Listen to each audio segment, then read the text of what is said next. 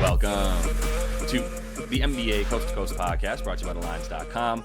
Coming to you from the West Coast, Josh Lander, joined by Nate Weitzer. He's on the East Coast, and we're looking at play props here on a Tuesday for you guys. Got 4 games in the NBA tonight, so just a little slate here after that massive one last night on Monday. We also have best bets up with some sides and totals looks for you in a separate episode, and we're bringing both of these to you each and every weekday, so make sure to subscribe to that channel and continue to follow along with us. Also want you to check out the description of the video right below us there. You can see we have a link to the email newsletter now going out every Friday for thelines.com, keeping you up to date on all the content that we have coming out for you guys, as well as just all the news on the sports betting world. And Nate and I have our bonus parlay that we're adding every Friday to that email newsletter, so make sure you check that out. A little 2-0 now in the first 2 newsletters for the kids, so hoping to keep that going. Let's go ahead and jump right into your first play a prop here for Tuesday night, Nate. Yeah, James Harden under 25.5 points. It's very important we're just talking points here and not adding the assists because matchup-wise, Pelicans are the worst defense in the league guarding the pick-and-roll man. So that means going to leave drop-offs for Harden. He loves to dime up on that pick-and-roll. Zubac should eat against, Carlo Metkovic / Missy. Just a terrible rim defense. And Harden, they are top 10 denying the ball handler in terms of scoring. Harden did get 27 at NOLA with only 4 dimes on December 30th. But I think we're looking at the inverse here in terms of the trends, because he's gone under in 12 of 15 road games since. He went under in 9 of 12 before going over his last 3 with that 50 burger mixed in, which was just, an anomaly in terms of how much he was looking to score.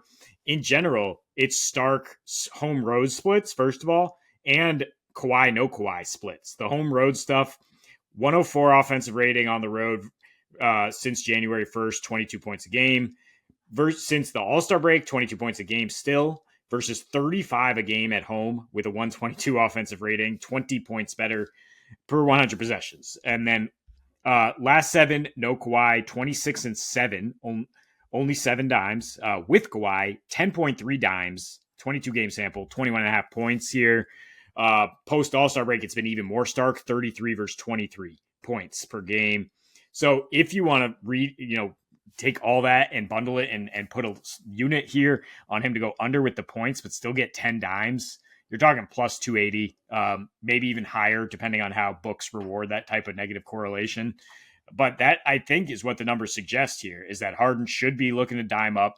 He's got Kawhi playing a full role here. He's been 38 minutes a game the last 4 times he's suited up.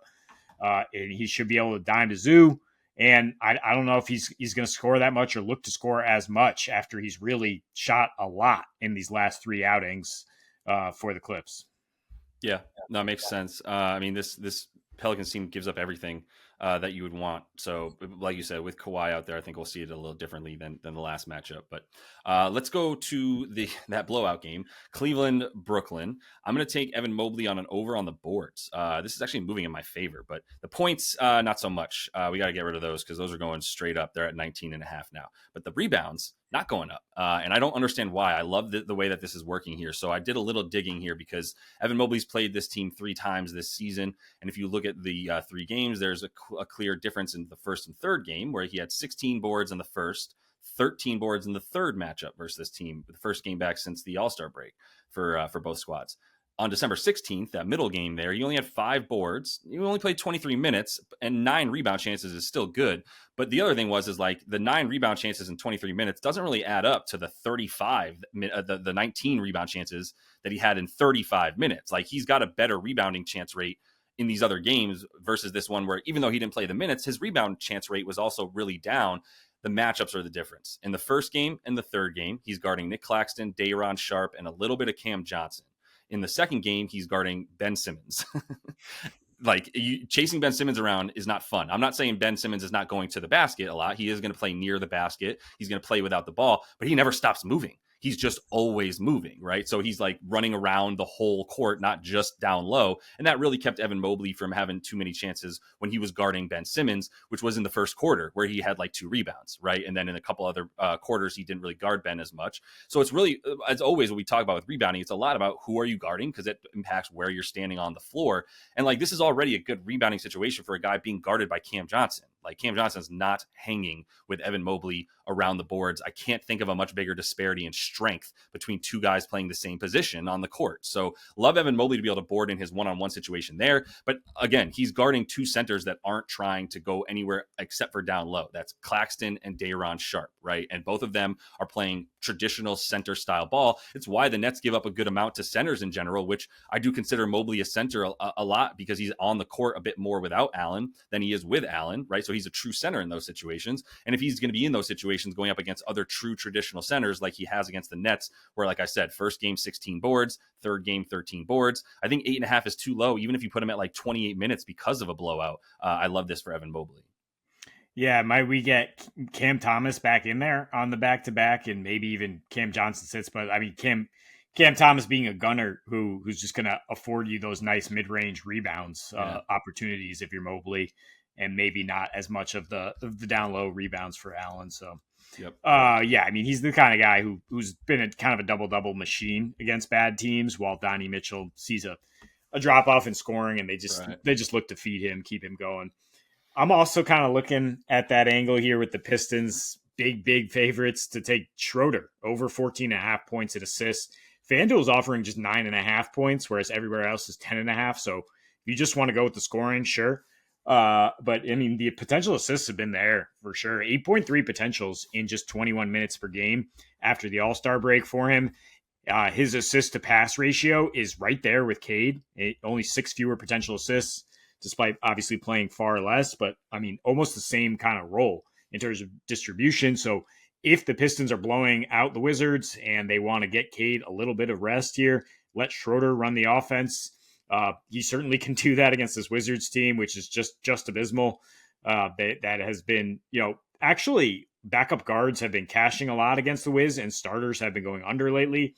I guess exactly for this type of reasoning, but also some of the matchups, like if the Wiz are starting Bub Carrington and Keyshawn George, like that's easy to work against. If it's an aging Marcus Smart and Chris Middleton that Schroeder's working against, like I still like his chances. He's actually done very well against Smart when he's had to, especially late the times Smart suited up with the Grizzlies. Like this iteration of Marcus Smart, not at all the depoy guy we had with the Celtics. So I'm not scared of anything on the Wizards side of the ball is basically what I'm saying. Schroeder's gone over this with 3 different teams in his last 3 meetings with the Wizards because he is just that kind of mercenary, a playmaking mercenary, and he's finally starting to really click with Detroit with the added minutes. You might worry he didn't get this in the blowouts against the Nets and Jazz, but last 3 in competitive games, 15-5 on a 133 offensive rating. So hard to keep him off the floor, whether it's a big win or a surprisingly close game. I think he'll still have a role as kind of that off-ball guard or the true backup to Cade if they do want to get Cade a little bit extra rest. I would imagine that over the course of this week, they'll be able to give Cade plenty of rest. They've got Washington twice in a row, and then they've got OKC. So that's their week is Washington, OKC. I got to imagine, like, if anything, I would say this is the one where you definitely limit Cade's minutes a bit more than even the next one. Maybe both of them. Obviously, you don't need to play more than 30. I would hope that you can handle the Wizards without him in that sense. So that would all add up to meaning just obviously more Dennis Schroeder in there as the backup point guard. And yeah, I think in this one we'll see Schroeder playing more minutes regardless of if it's 6 points or 16 points by half, right? Like you're still going to get the same amount of Schroeder and a bit less Cade. And then you just keep him out there on Washington as like a 5-on-5 scrimmage to keep his conditioning up. And that's what that Wizards game will be. It'll be a nice scrimmage there at home. So yeah, this is a nice week for the Pistons as they get into a tougher part of the schedule to end it down the stretch. But let's stay in this game and go with an under. I cannot believe this didn't hit yesterday. Bub Carrington, under 4.5 assists. It was plus money yesterday. It's down to minus 135. That's what happens when you play the Raptors versus the Pistons. But hear me out. The Raptors were also a top 10 defense limiting point guards and assists in general. Pistons are just better. They're number 1 limiting point guard assists, and they are sixth limiting assists now on the season for the Pistons here against Bub Carrington and his 4.5 assists. Get out. It's Carlton Carrington if you're looking for him on your books officially. but we're going to call him Bub. So yeah, Bub on the dimes here. I guess if Jordan Poole is out, that adds up. But if Jordan Poole is out, then that usage goes to Chris Middleton and Marcus Smart as they combine for this, for 48 minutes between the two of them, I would imagine. Although they might start either way, that they're going to be like two of the guys that you see running the offense. Well, Bub Carrington got like 7 potential assists yesterday to get 5 against the Raptors. He ain't getting no more than that. Like, even especially if Jordan Poole plays, he's averaging 3.8 assists per game on the season. Without Jordan Poole, he's averaging 4.8 assists per game on the season. I'm fine to go under him getting 5 against, again, the number 1 assist defense versus point guards, and number 6 overall in the season. And if you look at him on games that he has no more than 8 potential assists this season, he's averaging 3.2. So like, it's not like he has a very high assist rate. It's not like he's passing to like extra good shooters. I don't need to like go too much further into it, but his touches aren't like up. There's all these guys back for them now in this game too. You would imagine at least 2 of the guys that sat in Smart and Middleton. I just don't know why like Bub Carrington would have such a high assist prop against such a good assist defense. I guess because the Wizards are just going to turn him loose and just see what happens. But like maybe 20 minutes yesterday. Yeah, you really don't know what you're going to get with these tanking teams. Yeah, it just like fluctuates wildly with the minutes. But no, I mean, I would not back him here in this spot. Detroit's just been so solid, especially down low, and just like if Poole's not out there. I mean, Middleton's not a guy who's catch and shoot too often, right? I mean, it's just like who is he diming up to? Yeah. I completely agree. Like, fade someone on this Wizards offense. Yeah, for sure. So that's all the time we have for you in this one, though. Make sure to subscribe to that channel so you don't miss out on the best bets as well. Got that up alongside these player props as always. Until we see you next, happy betting.